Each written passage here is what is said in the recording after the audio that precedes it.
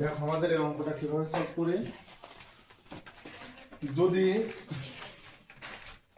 যদি cot a is equal to b by a হয়, যদি cot a ইজিক্যাল টু কি b বাই a হলে a sin a minus b cos a divided a sin a plus b cos a এর মান নির্ণয় করো। এটা দেওয়া আছে, এটার মান আমাদের বের করতে হবে। দেওয়া আছে কোনটুকু, cot a is equal to b by a, আর আমাদের মান বের করতে হচ্ছে sin a minus b cos a divided a sin a plus b cos a, এটা মান বের করতে বলেছে। তো আমরা যদি সমাধান করি,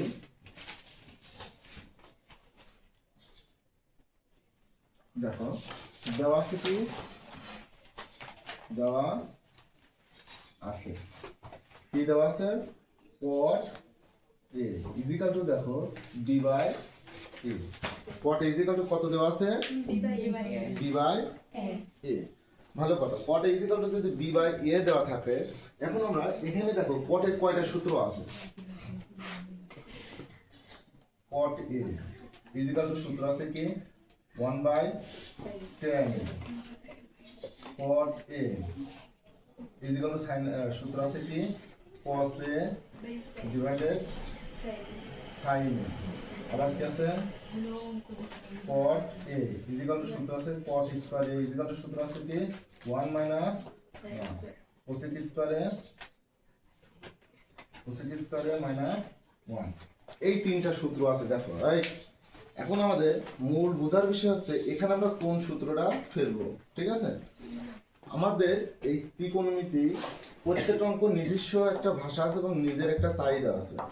আমাদের যখন ক্ষুধা লাগে, যখন আমাদের কি হয় পানির পিপাসা লাগে, তখন কি আমরা ভাত খাই? ভাত খাই কি? আমরা কি খাই? পানি খাই না? আবার যখন খাদ্যর ক্ষুধা লাগে, তখন আমরা দানাদার কোনো খাবার খাই না? তখন কি শুধু পানি খেলে হবে? হবে না।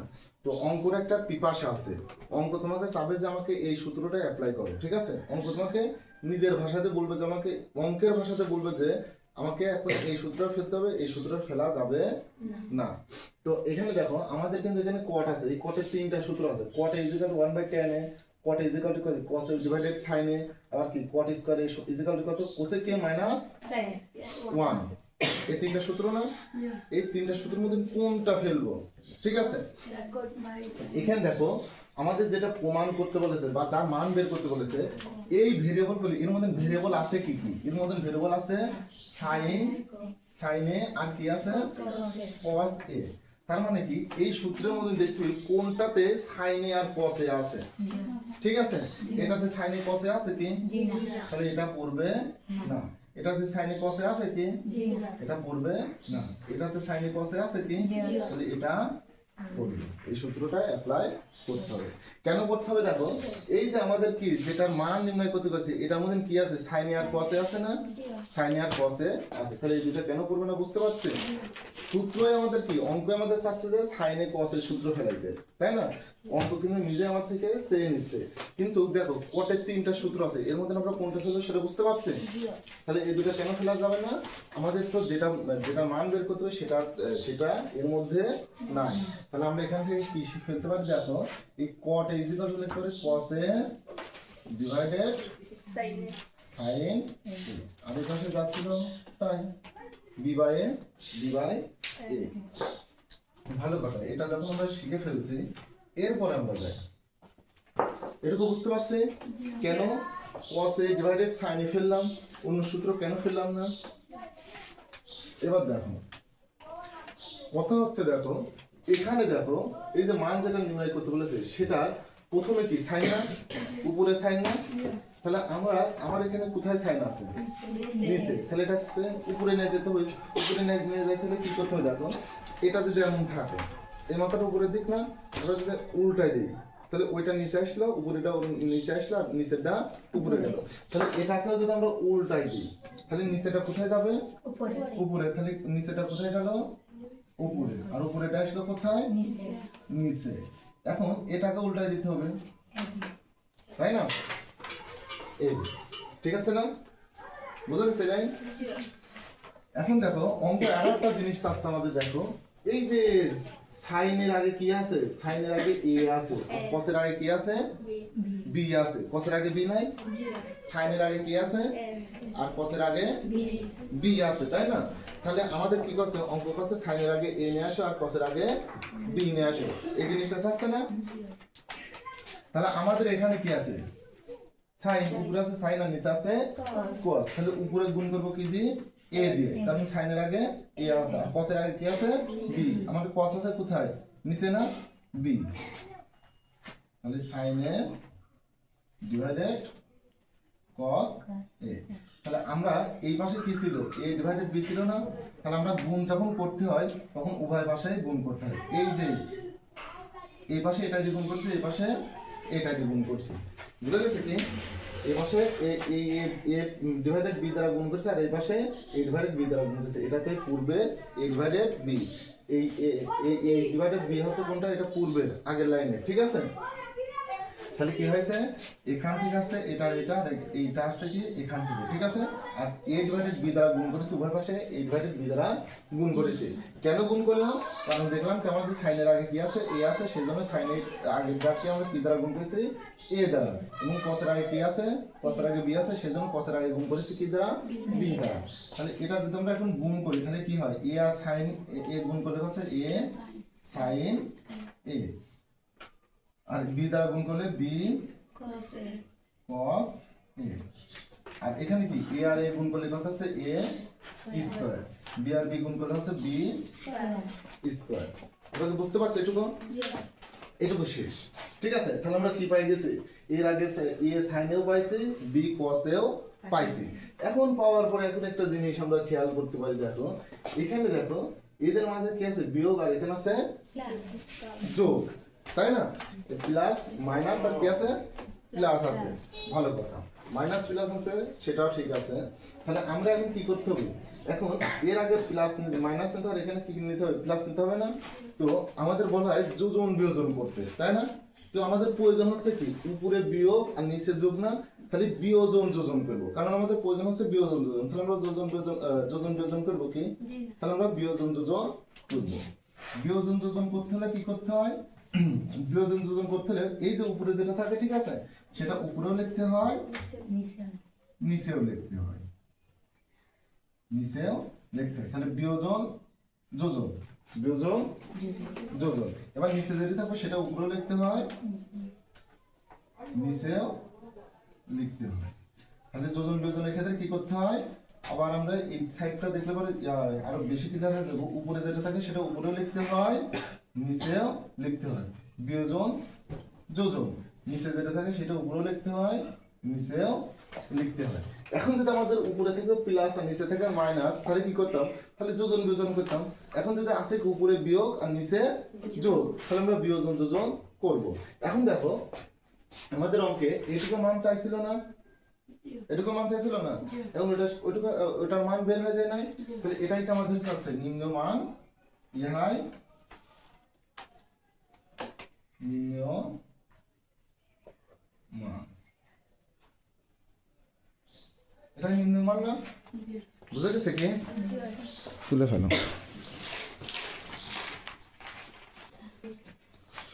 দেখো এবার আমরা আরেকটা অঙ্ক করবো, দেখো বুঝতে পারি।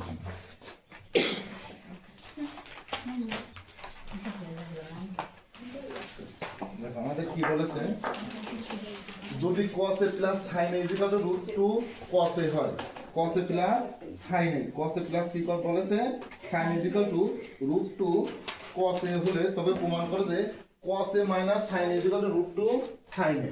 একটা জিনিস এখানে দেখো, এখানেও যা দিয়েছে এখানেও তাই দিয়েছে, তাই না? শুধুমাত্র কি আছে, এখানে মাইনাস আর এখানে ছিল cos, এখানে দিয়েছে sin, তাই না? এমন টাইপের অঙ্ক দেওয়া থাকলে আমাদের কি করবো, এই দেওয়া আছে দিয়ে করবো, ঠিক আছে? এই দেওয়া আছে দিয়ে করলে পরে কি হবে, ইজি হবে। তাছাড়া তুমি left hand side right hand side দিয়ে করলে পরে যে হবে না, এমন কোনো কথা নাই।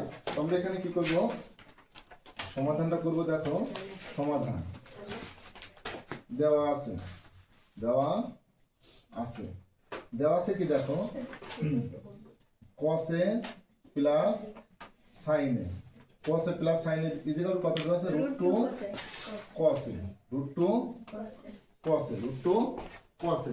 এখন দেখো এই টাইপের অঙ্ক আমরা কি করব, ঠিক আছে? একই রকম চলকগুলো কি করব, একই সাইডে নেব আর ভিন্ন রকম চলকগুলো অন্য সাইডে নেব, ঠিক আছে? তাহলে দেখো এখানে একই রকম চলক আছে, এটি কসে, এটি সাইনে, এটি কসে না? তাহলে একই রকম চলক কোনটা কোনটা, এইটা আর এটা না? তাহলে এই দুটাকে এক সাইডে করব আর অন্যগুলোকে ভিন্ন সাইডে করব। তাহলে আমরা কি করলাম, আর ভিন্ন আছে কোনটা, এইটা, তাই না?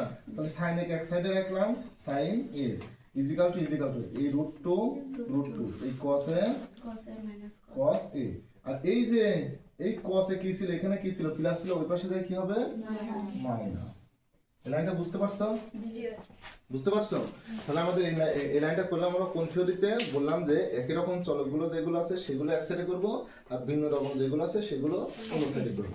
তো দেখলাম কস এ আর কস এ কি একই রকম চলক আছে, সেই জন্য কি করেছি দেখো, এই সাইনে রেখেছে ইজিক্যাল টু এই রুট টু কস এ, এটা কি ছিল, প্লাস ছিল, এই পাশে যায় হচ্ছে কি মাইনাস। এবার দেখো এই সাইন এ ইজিক্যাল টু এই দুইটার মধ্যে থেকে কি কমন যায় দেখো তো, এই দুইটার মধ্যে থেকে এখানেও কস আছে, এখানেও কস নাই, তাহলে আমরা কি নিতে পারি, কস এ কমন। তাহলে এখন প্রথমটা দেখো, প্রথমটা হচ্ছে রুট টু কস এ, এটাকে আমরা যেটা কমন নিই সেটা দ্বারা কি করতে হয়, ভাগ করতে হয়। কমন মানে ভাগ, তাহলে এটা কেটে গেল, থাকলো কি রুট টু, তাহলে এখানে বসলো কি রুট টু। এখন এখানে ছিল কি মাইনাস কস এ, আর কমন নিচ্ছে কি কস এ, তাহলে এটাকে কেটে গেলে এখানে থাকলো কি মাইনাস, আর এখানে কি থাকলো 1 না, তাহলে কি থাকলো মাইনাস 1। ভালো কথা না? এবার যদি আমরা আসি, আমরা কি দেখতে পারি দেখো,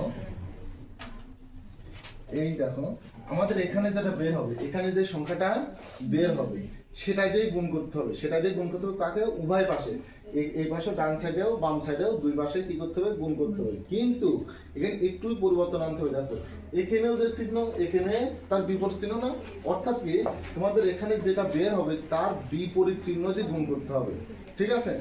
অঙ্কই কিন্তু বলছে কি এখানে কি যে চিহ্ন এখানে তার বিপরীত চিহ্ন না, হ্যাঁ অঙ্ক সেজন্য বলছে আমরা গুণ করবো, ঠিক আছে, কিন্তু কি চিহ্ন দিয়ে গুণ করবো, এখানে যেটা বের হবে তার বিপরীত চিহ্ন দিয়ে গুণ করতে হবে। সংখ্যা একই থাকবে, শুধু চিহ্নটাও পরিবর্তন হবে। এখানে কি আছে, রুট টু মাইনাস ওয়ান না, তাহলে গুণ করবো কি দিয়ে, রুট টু প্লাস ওয়ান, তাহলে উভয় পাশে রুট টু প্লাস ওয়ান দ্বারা গুণ করবো। তাহলে এখানে কি আছে সাইন এ, আর এখানে কি ছিল cos A into root two minus one, তাহলে উভয় পাশে যদি গুণ করতে হবে, দেখো উভয় পাশে এই পাশে আমরা কি করলাম, রুট টু ওয়ান দ্বারা গুণ করলাম, এই পাশে রুট টু ওয়ান দ্বারা গুণ করলাম।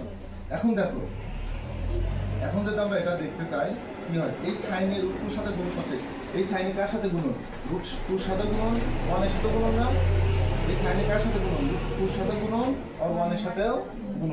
রুট টুর সাথে সাইনে গুণ করলে কথা হচ্ছে রুট টু সাইন এ, এই প্লাস এই সাইনে ওয়ানের সাথে গুণ করলে কথা হচ্ছে সাইন এ। এখন দেখো এই কস এ, এখন দেখো এটা কত হচ্ছে, এখানে প্লাস দ্বিগুণ হবে, ঠিক আছে? তাহলে কি হচ্ছে, আমরা একটা সূত্র পড়ছিলাম a square minus b square, একবার কি করতে হয়, এইটা আর এটা কি করতে হয়, একবার যোগ আকারে লিখতে হয় আর একবার বিয়োগ আকারে। তাহলে একবার একই জিনিস যদি একবার যোগ আকারে একবার বিয়োগ আকারে থাকে, তাহলে সেটার উপর কি হয়, প্রথমটার উপর স্কয়ার মাইনাস দ্বিতীয়টার উপরে স্কয়ার। এখানে দেখো তো একই জিনিস না, একবার যোগ আকারে একবার বিয়োগ আকারে না, তাহলে কি হচ্ছে, প্রথমটার উপর স্কয়ার মাইনাস দ্বিতীয়টার উপরে স্কয়ার, প্রথমটার উপরে স্কয়ার মাইনাস দ্বিতীয়টার উপরে স্কয়ার, তার মানে a স্কয়ার মাইনাস b স্কয়ারের সূত্র পড়ে গেল, ঠিক আছে? এখন আমরা যদি দেখি রুট টু সাইন এ প্লাস সাইন এ, তাই না, প্লাস সাইন এ ইজিক্যাল টু কস এ, এই রুট টু কি স্কয়ার করলে কত হয় 2, আর এই 1 এর স্কয়ার করলে হয় 1। এখন দেখো আমরা একটা লাইন বেশি না করে এখান থেকে কেটে নিতে পারি, ঠিক আছে?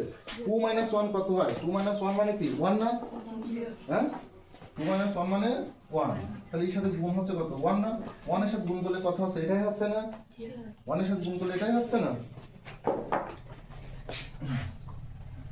রুট টু সাইন, এই রুট টু সাইনে এই প্লাস এই সাইনে সাইন এ, আর এখানে কি থাকে cos এর সাথে 1 গুণ করলে cos a, ঠিক আছে। এখন দেখো আমাদের কি করছে, দেখো cos a minus sin a, তাহলে এই sin a কোএফিশিয়েন্ট এখানে কি হচ্ছে, cos a minus sin a হচ্ছে না। তাহলে আমরা ওই পিছনে নিয়ে যাই, দেখি √2 sin a ইকুয়াল টু এই ইকুয়াল টু এখানে কি ছিল cos a, এই sin a কোএফিশিয়েন্ট এখানে মাইনাস sin a। দেখো তো cos a minus sin a equal to কত, √2 sin a বের হয়েছে, কিন্তু এটা ছিল কোনটা, এটা ছিল আমাদের বাম পাশে আর এটা ছিল ডান পাশে না। তাহলে আমরা পাশে পরিবর্তন করে দিই, তাহলে এটা কি লিখলাম, আগে লিখলাম cos a minus sin a equal to এখানে কি ছিল √2 এখানে কি sin a। এটা আমাদের কি বলতে বলেছে, প্রমাণ করতে বলি নাই, লিখলাম প্রমাণ।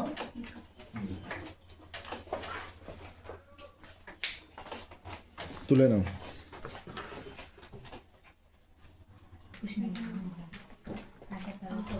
এই দেখো আমাদের কি বলেছে অঙ্কে, প্রমাণ করে যে 1 divided 1 minus 1 plus sin a plus 1 divided 1 minus sin a equal to 2 sec square a। এটা আমাদের প্রমাণ করতে বলেছে। তো আমরা এভাবে কিভাবে প্রমাণ করতে পারি, লেফট হ্যান্ড সাইড আমাদের কি বলেছে, 1 divided 1 plus sin a plus 1 divided 1 minus sin a। এটা আমাদের কি করেছে, দেওয়া আছে, ঠিক আছে। এখান থেকে আমাদের কি করতে হবে, প্রমাণ করতে হবে, তাই না। এখান থেকে যদি প্রমাণ করতে হয় তাহলে আমরা কি করতে পারি, আমরা কি বলেছিলাম, যদি ভগ্নাংশ আকারে দেওয়া থাকে, এবং মাঝখানে কি যোগ বা বিয়োগ চিহ্ন থাকে, তখন কি করতে হয়, হরগুলোর লসাগু করতে হয় না, হরগুলোর লসাগু করতে হয়। এখানে কি আছে, ভগ্নাংশ আকারে দেওয়া নাই, ভগ্নাংশ আকারে দেওয়া আছে, এবং কি আছে, মাঝখানে যোগ চিহ্ন দেওয়া আছে। অতএব আমাদের কি করতে হবে, মাঝখানে যোগ চিহ্ন মানে কি, এটা যোগ চিহ্ন দেওয়া নাই, এটা যোগ চিহ্ন দেওয়া আছে। তাহলে কি আছে, ভগ্নাংশ আকারে দেওয়া থাকলে মাঝখানে যোগ বা বিয়োগ, যোগ বিয়োগের কি দেওয়া আছে, এটা এখানে যোগ দেওয়া আছে, যদি বিয়োগ থাকে তাও কি করতাম, লসাগু কার করতে হয়, হরগুলোর, এইটা এইটা, অর্থাৎ 1 প্লাস sin a আর 1 মাইনাস sin a, এটা কি করতে হয়, লসাগু করতে হয়। তাহলে দুটো একই রকম না ভিন্ন রকম হলে সেটা কি করতে হয়, পাশাপাশি লিখে দিতে হয়, পাশাপাশি লিখে দিতে হয়। তাহলে লসাগুগুলো কি 1 plus sin a divided into 1 minus sin a, লসাগুটা বোঝা গেছে কি। এবার দেখো আমরা লসাগু থেকে কি করতে পারি, এখানে লসাগু আছে 1 plus sin a into 1 minus sin a। এই দেখো তাহলে যেটা লসাগু আছে সেই লসাগু ভাগ করব কোনটা দিয়ে, এই যে প্রথমটা যেটা নিচে থাকবে, প্রথমটা যেটা নিচে এইটা দিয়ে, এটা আছে কি 1 প্লাস sin a, এটা যদি ভাগ করি তাহলে এটা কেটে গেল না, এটা কেটে গেল না, থাকলো কোনটা 1 মাইনাস sin a, ওর সাথে গুণ করব কি, যেটা থাকবে সেটার সাথে গুণ করব কি, এই যে যেটা নিচে ছিল তার উপরে যেটা ছিল সেটা গুণ করব 1। তাহলে এটার সাথে যদি আমরা 1 গুণ করি, 1 মাইনাস sin a গুণন 1 গুণ করলে যেটা হচ্ছে 1 মাইনাস sin a হচ্ছে, তাহলে 1 মাইনাস sin a, এই যে এই প্লাসটা প্লাস, ঠিক আছে। আবার এইটা তুলবো 1 প্লাস sin a, লসাগুটা তুলি 1 মাইনাস sin a, ঠিক আছে। এখন কি করব, ভাগ করব কোনটা দিয়ে, এইটুকু কাজ আমাদের হয়ে যায় নাই, হয়ে গেছে। এখন বাদ আছে কোনটা, এইটুকু, এই পত্রের কাজটা বাদ আছে, তাই না। তাহলে এই পত্রের কোনটা দিয়ে, হর দিয়ে ভাগ করব, হর কত 1 মাইনাস sin a। এখন যদি ভাগ করি তাহলে এটা কেটে গেল না, তাহলে থাকলো কি, যেটা ভাগ করতে হবে সেটার সাথে কি করব, এইটা যদি ভাগ করে তার উপরেটা গুণ করব, 1 দিয়ে গুণ করলে কি হচ্ছে, 1 দিয়ে গুণ করলে 1 প্লাস sin a। এই লাইনটা বোঝা যাচ্ছে না।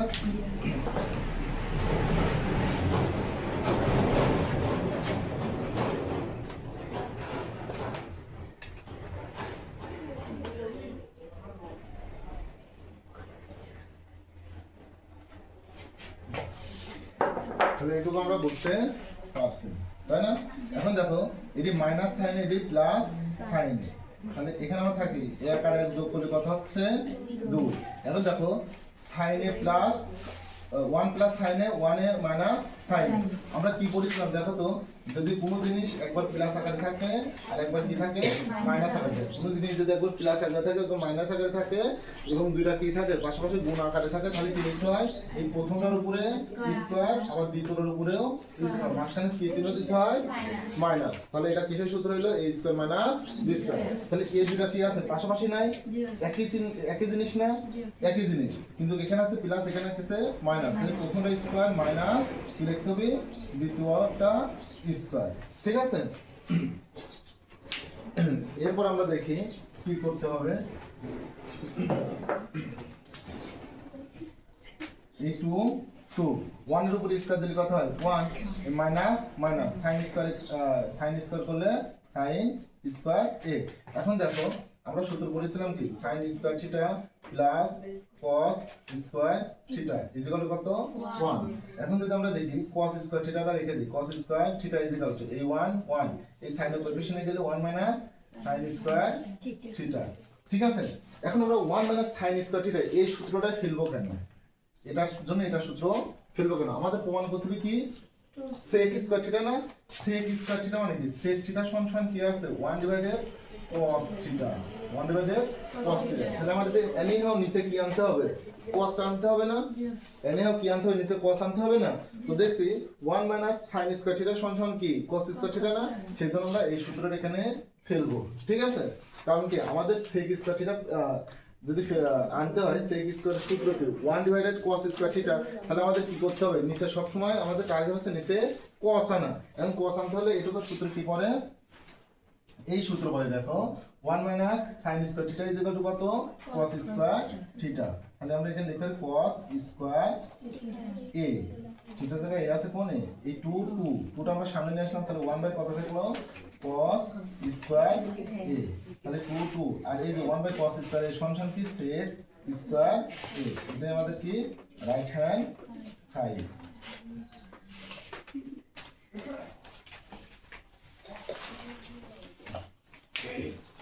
বুঝা গেছে?